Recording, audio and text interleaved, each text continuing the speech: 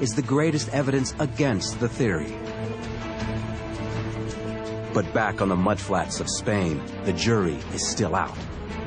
Dr. Freund and his team believe they're on the verge of uncovering a city that fits all the criteria laid out by Plato. We're standing here at the outskirts of the Doña Ana National Park, the source of tremendous speculation that perhaps this was the place where Atlantis was located, and this was the place, the mud, the shoal into which it disappeared. In Doña Ana Park, the team reviews the new aerial photographs taken from their kite and balloon cameras. And then oh, this is interesting, right? Yeah. This picture right here, at the higher altitude, you may see this rectangle that we were talking about. Any circular or rectangular patterns could provide strong evidence of a footprint of a lost city. This particular feature was not included in our list, so this is new that Paul's photography has revealed to us. And this area has been cleared by the grass cutters for thatch. And even after clearing, the feature was still visible from the kite photo. It's clearly not just a feature that's visible in vegetation, but visible in the earth. These traces may be the last markers of Atlantis. This is, I think, the most important feature in the aerial photography that's been done. It's the one that most resembles anything like Atlantis. It has an area that looks like a port leading into a large circle where the concentric circles would have been. Freund is convinced that the photographs reveal a pattern that matches Plato's description. A series of circular harbors with a central canal connecting them to the ocean. The team also identifies other supporting features. Circular features, linear features, parallel features, all in the order of a human scale. So, for instance, things that look like pathways or roadways that are 1 meter to 2 meters across, features that look like buildings that are 4 to 8 meters across. The team now uses ERT, electrical resistivity tomography, to record images of what lies underneath the circular patterns. What we're doing here is we're running a bunch of current through the ground, and we're measuring what comes back from that, and we'll be able to get a picture of what's in the subsurface up to about 12 meters below the ground surface. The crew frantically searches for any remnants. The lost city of Atlantis may finally be in their grasp. Yeah, no, you're right. I didn't go very far. But another ancient mystery also looms large. Yeah, the rectangle here, the rectangle there. The biblical story of the lost city of Tarshish. Tarshish is a city mentioned many times in the Bible. Many scholars believe that it's simply another name for the ancient and famous city of Tartessos. Most scholars agree that Tartessos was located in southern Spain and that Tarshish was located in southern Spain. Tartessos was Tarshish. In the written sources, Tartessos and Tarshish are famous for their metals. Trade ships would travel for years from as far away as the Middle East to fill their holds. But Tartessos and Tarshish abruptly disappear from the historical and biblical records. It's as if the cities suddenly ceased to exist. Freund believes that's because in ancient days Tartessos and Tarshish went by another name, Atlantis. We have two remarkably similar stories being told in antiquity. The story of Tarshish in the Bible and the story of Atlantis in Plato and Roman sources. In the story of Plato, Atlantis is a port city located on an island at the far end of the known world, where deep water ships would come, taking 3 years to arrive at the end of their journey. In the Bible, Tarshish was that city that may have been built on an island, a deep water port, at the end of the known world for the Bible, and it was a place that took 3 years, according to the Book of Chronicles, for them to arrive at the end of their journey. Tartessos is Tarshish is Atlantis. It's an interesting theory. Each city is documented as a famous port that mysteriously disappears from the written record. And the similarities don't end there. Each of the 3 cities is said to have great mineral wealth, with access to massive amounts of gold, silver, or copper. Plato certainly does talk about mines, which the Atlanteans have access to, and one of these mines being for this probably fantastical metal called orichalk, though some archaeologists think they know what it might be or what it might be like. All we know is that it glows like fire. Scholars translate orichalk as mountain copper.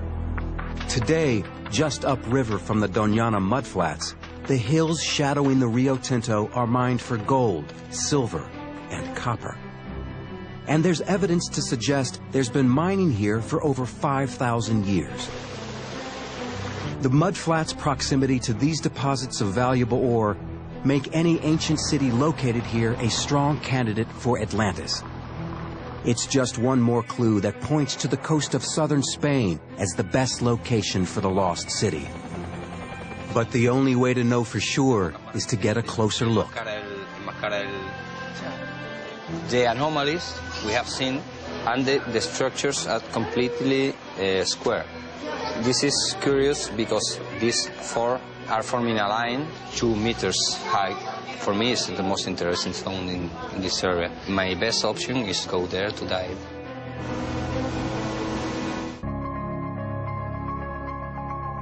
Using side-scan sonar, the team isolates 5 areas off the southern coast of Spain that may hold remnants of the lost city of Atlantis. The sonar images show what looks like man-made structures on the seafloor. Right now we are sailing to one of the points that we want to check. We call it the cathedral. It's really big. It's about 40 meters long. The main characteristic that we are looking for is if it's human-made or not. It's the beginning of storm season. High winds and foul weather pick up at the end of September and continue through the winter. The divers have only a small window of opportunity to investigate the site before the weather turns ugly. We have a good news. Strong wind of yesterday blow dark water that came from the river. We'll have better visibility than we expected.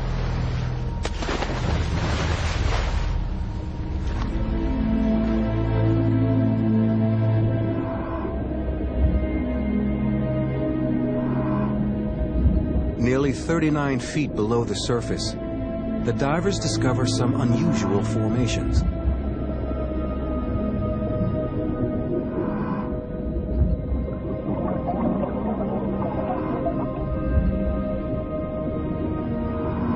Stones that seem to have been cut. Maybe by the men of Atlantis. These stones may have once been part of the great city walls that Plato describes. Man-made, yeah. It's too perfect to be casual. Take a second look, yeah.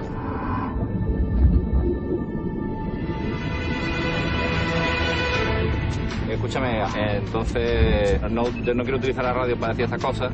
Ha encontrado de unas vigas, una piedra redonda circular hecha por el hombre y todo el corte que tiene la estructura es humano.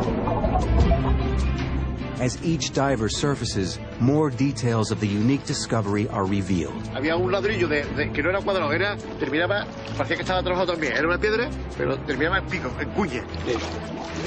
Some places is like a wall, no? And there are like steps from the stair, very mysterious, ¿no? Vaya día tenemos, ¿no? Increíble. Increíble. The dive is a success, but the team's geologist, Juan Antonio, doesn't want to jump to any hasty conclusions. First, he needs to review the hours of underwater footage. Any discoveries from the diving expedition could be linked to potential finds in Doñana, so the team continues their search on land. Archaeologists conduct a careful survey of the surface, hunting for any cultural remains. When we're looking for Atlantis, we're not just looking for the buildings of Atlantis. What we're looking for is the culture of Atlantis. We may not find all of the contours of the city. You could find a wall, you could find 2 walls, you can find rectangles. it still doesn't connect it directly with the ancient Near East and all of the great civilization from the Aegean through the Mediterranean. But every once in a while in archaeology, you come upon a smoking gun, something that connects all the dots for you. While searching within the large circular patterns in the soil, Freund and his colleagues suddenly discover two incredible artifacts. He's a magnet, but look at that, look at that. Oh my gosh, people wait a whole career to find one of these little figurines, and to find two, just magnificent. It's an ancient statuette, probably at least 2,000 years old. She is one of the most spectacular kinds of goddesses. Is she Astarte or Ishtar? If they are Astarte or Ishtar, it would make them Bronze Age icons, dating as far back as 4,000 years. The beautiful figures may represent a direct connection between this area and the great civilizations of the ancient world. From the ancient Near East, through the Aegean, to the Mediterranean. And those two small figurines can connect it. Because if we find the culture that fits into that context, then we found Atlantis. Meanwhile, now back on land, Claudio, Juan Antonio, and the team of divers carefully review their footage, analyzing what seems to be the ruins of a man-made structure. Yo veo aquí una superficie que parece el techo de un bloque. Imagínate que eso fuera una pared, un bloque hecho por el hombre. Parece un muro. Pero yo veo dentro de la piedra y veo líneas. Yo no veo un muro, yo veo un estrato diaclasado. Este diaclasado corresponde a esfuerzos regionales y seguro, vamos, yo apostaría que es geológico. Yo no puedo afirmarlo con rotundidad, pero me cuesta creerlo, ¿no? Me cuesta verlo. Parece que